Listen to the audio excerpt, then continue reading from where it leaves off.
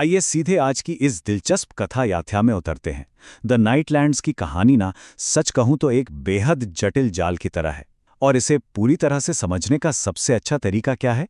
एक भौगोलिक यात्रा पर निकलना। तो आज हम वेस्ट्रोस और एस्सोस के अलग अलग हिस्सों में चलेंगे, जहां सत्ता की खींचतान चल रही है, गहरे रहस्य दबे हैं और एक बड़े महायुद्ध की आहट साफ सुनाई दे रही है। तो चलिए इस उलझे हुए धागे को सुलझाते हैं। अब देखिए, ये है हमारे आज के सफर का एजेंडा, जिसे आप साम्राज्य का नक्शा भी मान सकते हैं। पहला, किंग्स लैंडिंग में सत्ता का खेल। दूसरा, किंग्स रोड के रहस्य। तीसरा, स्टैनिस की युद्ध की तैयारी। चौथा, थियॉन की पाइक वापसी। पांचवां, रेड वेस्ट में डेनेरिस। और छठा, दीवार के पार के काले रहस्य। तो बिना देर किए शुरुआत करते हैं राजधानी किंग्स लैंडिंग से। भाग 1, किंग्स लैंडिंग में सत्ता का खेल, जहां दी इम्प ने अब कमान संभाल ली है। राजधानी पहुंचते ही कार्यवाहक हैंड ऑफ द किंग के रूप में टिरियन लैनिस्टर की चालें देखने लायक हैं। मतलब वो आते ही कोई समय बर्बाद नहीं करता। उसका सीधा टकराव महारानी सर्सी और कुटिल वैरिस से होता है। जरा उसकी टाइमलाइन देखिए। पहले दिन वो अपना पद संभालता है। दूसरे दिन ही उसे पता चल जाता है कि सिटी वॉच के गार्ड्स, जिन्हें गोल्ड क्लोक्स कहते हैं, वो महारानी की इशारे पर नाजायज बच्चों की हत्या कर रहे हैं। फिर तीसरे दिन वो एकदम चतुराई से भ्रष्ट कमांडर जेनोस स्लिंट को निर्वासित कर देता है। और चौथे दिन अपने वफादार साथी ब्रॉन को नया कमांडर बना देता है। इसे कहते हैं सत्ता पर तेजी से अपनी पकड़ बनाना। और इसी बीच एक बेहद जबरदस्त पल आता है। जब भ्रष्ट जेनोस स्लिंट अपने सम्मान की दुहाई देता है, तो टिरियन का वो तीखा जवाब, वो कहता है, मैं आपके सम्मान पर सवाल नहीं उठा रहा हूं लॉर्ड जेनोस, मैं इसके अस्तित्व से ही इनकार कर रहा हूं। क्या बात है! ये एक लाइन ही काफी है ये साबित करने के लिए कि किंग्स लैंडिंग में अब खेल के नियम पूरी तरह से बदल चुके हैं और टिरियन का वहां पूरा वर्चस्व है। भाग 2, किंग्स रोड के रहस्य, जिन्हें गटर के चूहे कहा जा रहा है। अब राजधानी से थोड़ा उत्तर की ओर चलते हैं। किंग्स रोड के वीराने में यहां भी सत्ता का प्रभाव साफ महसूस होता है। यहां नाइट वॉच के नए रंगरूट हैं, अनाथ बच्चे हैं और सबसे दिलचस्प बात, दो बहुत बड़े रहस्य एक साथ सफर कर रहे हैं। एक तरफ है आर्या स्टार्क, एक कुलीन लड़की जो अपनी जान बचाने के लिए लड़के का भेष बनाकर राजधानी से भाग रही है। और दूसरी तरफ है गेंड्री, वो अनजाने में ही राजा का नाजायज बेटा है और मुकुट के सिपाही उसका शिकार करने के लिए पीछे पड़े हैं। जब ये दोनों एक दूसरे की असली पहचान का पता लगाते हैं, तो उनके बीच एक बहुत ही अनपेक्षित लेकिन आगे के लिए बेहद महत्वपूर्ण गठबंधन बन जाता है। लेकिन शांति ज्यादा देर टिकती कहाँ है। स्थिति तब एकदम से बिगड़ जाती है जब हथियारबंद गोल्ड क्लॉक्स गेंड्री की मांग करते हुए वहां आ धमकते हैं। यहां नाइट वॉच का भर्ती अधिकारी यॉरन एक असली हीरो की तरह सामने आता है। वो अपने बच्चों को सौंपने से साफ इनकार कर देता है और निडर होकर रक्षकों को अपनी तलवार से डराकर भगा देता है। रक्षक पीछे तो हट जाते हैं, लेकिन जाते जाते और अधिक सैनिकों के साथ लौटने की धमकी दे जाते हैं। जाहिर है, इन बच्चों के आगे के सफर के लिए अब एक बहुत बड़ा और जानलेवा खतरा पैदा हो गया है। भाग 3, स्टैनिस की युद्ध की तैयारी, ड्रैगनस्टोन का नया बेड़ा।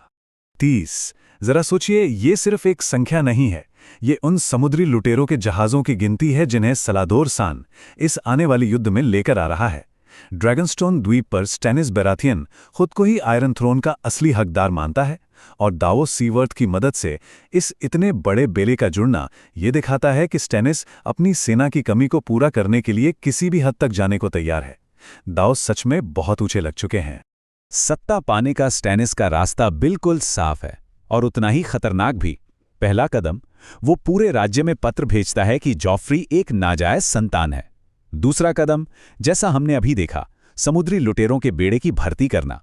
लेकिन जो तीसरा कदम है वो सच में परेशान करने वाला है। एक बेटे की चाहत में वो लाल पुजारिन मेलिसेंड्रे के काले जादू को अपना लेता है। ये जो अलौकिक गठबंधन है ना, ये स्टैनिस की पूरी कहानी को एक बहुत ही अंधकारमय दिशा में ले जाता है। भाग 4, थियॉन की पाइक वापसी, जो काफी ठंडी और रूखी साबित होती है। अब चलते हैं वेस्टरॉस के पश्चिमी तट पर, आयरन आइलैंड्स में। यहां थियॉन ग्रेजॉय बड़े अहंकार के साथ लौटता है, लेकिन उसका ये अहंकार यहां बिल्कुल काम नहीं आता। उसकी घर वापसी बहुत ही अजीब होती है, खासकर अपनी योद्धा बहन यारा के साथ। और इसका मुख्य कारण है इस जगह का एक बहुत ही कठोर नियम, लोहे की कीमत, यानी द आयरन प्राइस। इसका सीधा सा मतलब है कि अगर आपको कुछ चाहिए तो उसे पैसे से मत खरीदो या किसी से तोहफे में मत लो, बल्कि उसे अपनी ताकत और खून खराबे से छीनो। बेलोन ग्रेजॉय की यह हिंसक सोच ही इन लोगों का पूरा भविष्य तय करती है।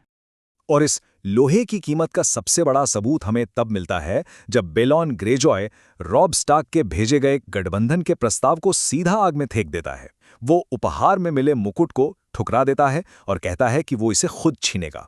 इस एक फैसले ने थियॉन को पूरी तरह से बीच में फंसा गया है। एक तरफ उसकी स्टार्क परिवार वाली परवरिश है और दूसरी तरफ अपने सगे परिवार के ये क्रूर और खूनी तरीके। भाग 5 रेड वेस्ट में डेनरीज, मेरे खून का खून। वेस्टेरॉस की इन तमाम राजनीतिक चालों से बहुत दूर एसोस महाद्वीप के भयानक और सूखे रेगिस्तान में चलते हैं। यहां डेनीरिस के थके हारे लोग अपने स्काउट्स के लौटने का इंतजार कर रहे हैं, लेकिन जो वापसी होती है वो दिल दहला देने वाली है। राखरों का घोड़ा वापस तो आता है, लेकिन बिना सवार के, और घोड़े से बंधे एक थैले में राखरों का कटा हुआ सिर होता है। यह डेनीरिस के लिए एक बहुत बड़ा भावनात्मक आघात है, लेकिन यहां उसकी हिम्मत देखिए। टूटने के बजाय वो राखरों के अंतिम संस्कार की चिता बनाती है और उन प्रतिद्वंदी खालों से अपना भयानक बदला लेने का अटल संकल्प लेती है। यह डेनेरिस के एक नए रूप की शुरुआत है। और अंत में भाग 6 दीवार के पार के काले रहस्य, क्रास्टर्स कीप।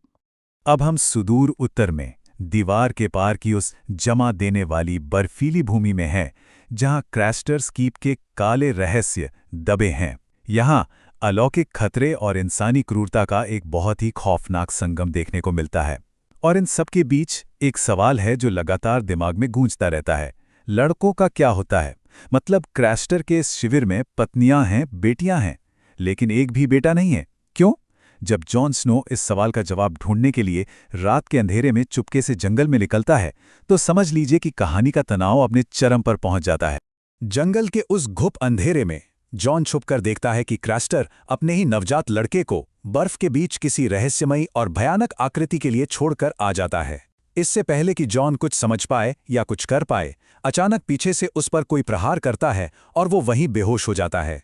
ये पल सचमुच रोंगटे खड़े कर देने वाला है, और ये हमें एक बहुत ही भयानक सवाल के साथ छोड़ जाता है। उस अंधेरे के पार और कौन से रोंगटे खड़े कर देने वाले अलौकिक खतरे इंसानों का इंतजार कर रहे हैं? जरा सोचिए, जब इंसान ही इतने क्रूर हैं तो वो अनजानी ताकतें कितनी खौफनाक होंगी।